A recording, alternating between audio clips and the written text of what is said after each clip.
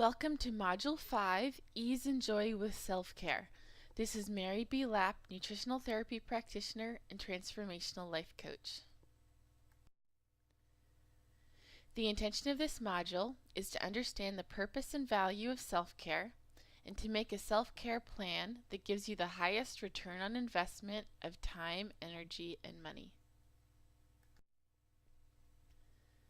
Self-care is care that we give to ourselves.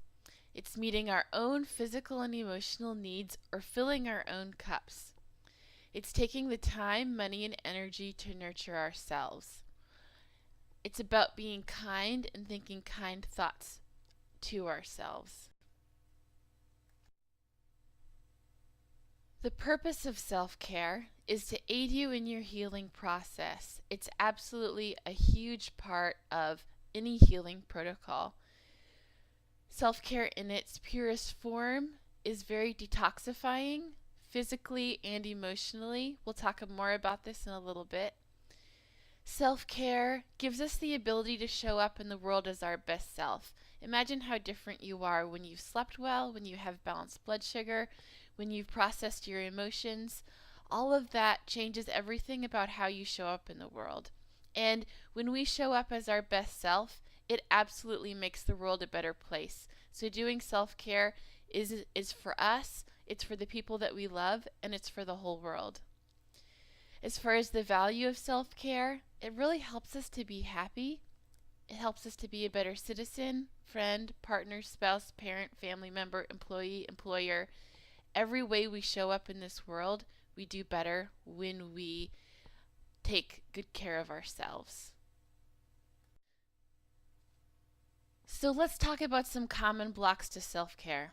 So many people who need help with self-care are also caregivers. And we can feel the tension between prioritizing ourselves or prioritizing the people that we're caring for. And there's such a ditch on both sides of the road. There is a road of healthy balance, but we can be so afraid of ending up in the ditch of complete self-absorption that we end up in the ditch of complete neglect to ourselves. And it's important to know that quality self-care leads to better caregiving.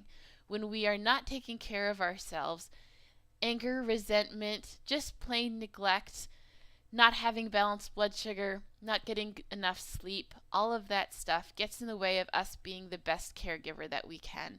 So finding that healthy balance of self-care is absolutely important.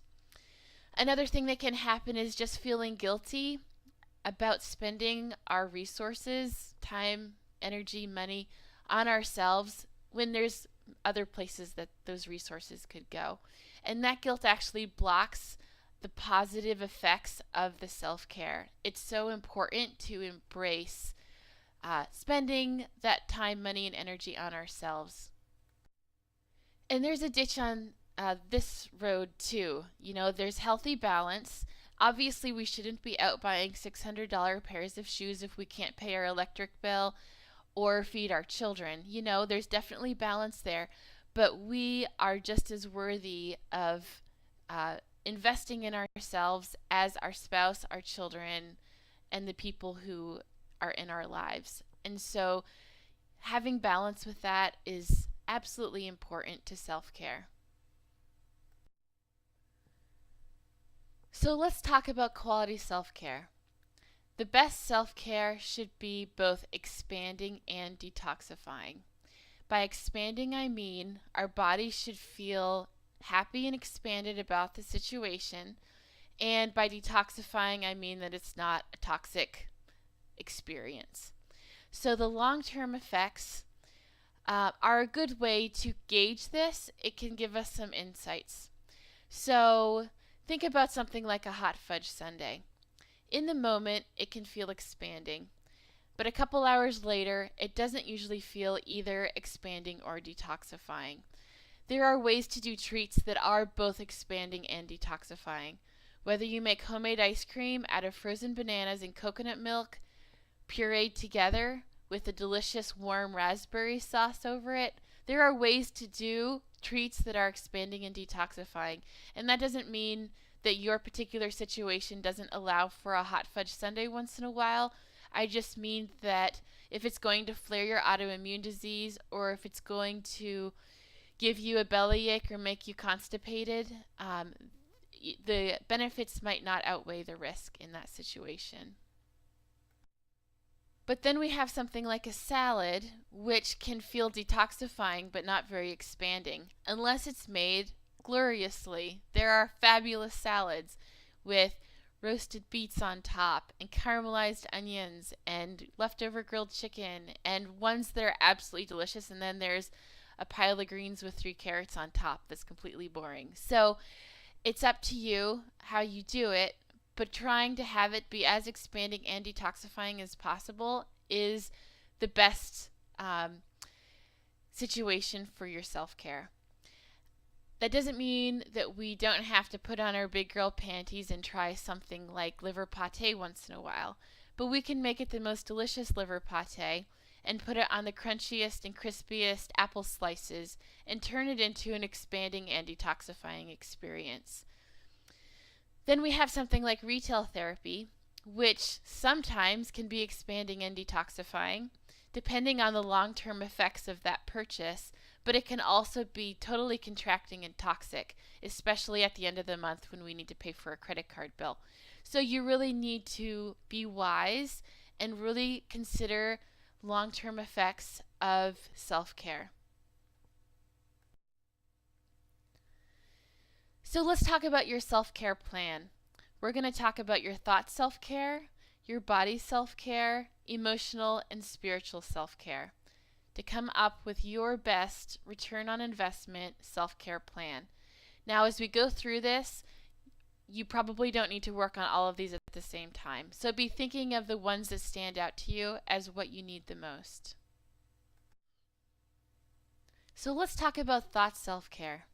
You might not have even realized how we think about ourselves is a part of our self-care. It's a very important part, and we can't neglect this because it all starts here.